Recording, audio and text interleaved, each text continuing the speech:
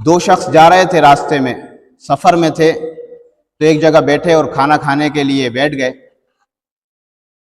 تو ابھی انہوں نے روٹیاں نکالی تھی کہ ایک تیسرا شخص بھی آ گیا، اسے بھی انہوں نے کھانے میں شریک کر لیا، کھانے کی دعوت دے دی۔ ایک شخص کی 5 روٹیاں تھی، دوسرے شخص کی 3 روٹیاں تھی۔ تو جب ان تینوں نے آپس میں کھانا کھا لیا، کھانا کھانے کے بعد یہ جو تیسرا شخص تھا یہ جاتے ہوئے 8 درہم دے کر گیا اور کہا کہ آپس میں تقسیم کر لینا۔ تو جس کی 5 روٹیاں تھی اس نے 5 درہم رکھے اور 3 درہم 3 روٹیوں والے کو دے دیے۔ لیکن 3 روٹیوں والا جو تھا اس نے کہا کہ نہیں، نصف نصف ہوگا، آدھا آدھا ہوگا، 50-50 ہوگا۔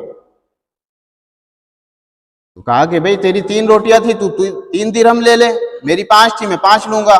لیکن یہ ماننے کے لیے تیار نہ ہوا۔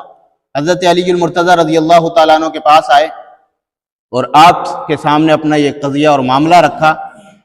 تو حضرت علی المرتضیٰ رضی اللہ تعالیٰ عنہ نے فرمایا 3 روٹی والے کو کہ تیرا ساتھی جو دے رہا ہے چپ کر کے لے لے، اس میں تیرا نفع ہے، اس میں تیرا فائدہ ہے۔ اس نے کہا کہ نہیں، مجھے انصاف کے ساتھ فیصلہ چاہیے۔ کہا کہ اچھا، پھر انصاف یہ ہے کہ 1 درہم تجھے ملے، 7 درہم اس کو ملے۔ کہا کہ ذرا وضاحت کیجئے تاکہ میں آپ کے فیصلے کو قبول کر لوں۔ حضرت علی رضی اللہ تعالیٰ نے فرمایا کہ دیکھو، تم 3 آدمی کھانے میں شریک تھے اور 8 روٹیاں تھیں، 5 اور 3 8 روٹیاں تھیں، اور تینوں نے برابر برابر کھایا ہے۔ تو ایک روٹی کے اگر 3 ٹکڑے کیے جائیں تو 8 روٹیوں کے 24 ٹکڑے ہوتے ہیں، اور تم کھانے میں برابر تھے، اسی لیے ہر ایک کے حصے میں 8 ٹکڑے آئے۔ تو ایک روٹی کے 3 ٹکڑے جو ہے، تمہاری روٹیاں 3 تھی، تو ایک روٹی کے 3 ٹکڑے کیے جائیں تو 3 روٹیوں کے 9 ٹکڑے ہوتے ہیں۔ تو تم نے 8 ٹکڑے کھائے، 1 ٹکڑا تمہارے ساتھی مہمان نے کھایا، اور جس کی 5 روٹیاں تھی اس کے 15 ٹکڑے بنتے ہیں۔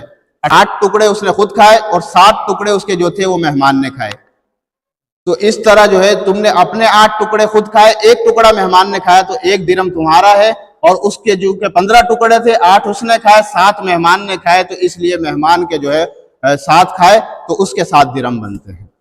اس نے اس فیصلے کو خوشی خوشی قبول کر لیا۔ وَأَقْضَاهُمْ عَلِي، علی بہترین فیصلہ کر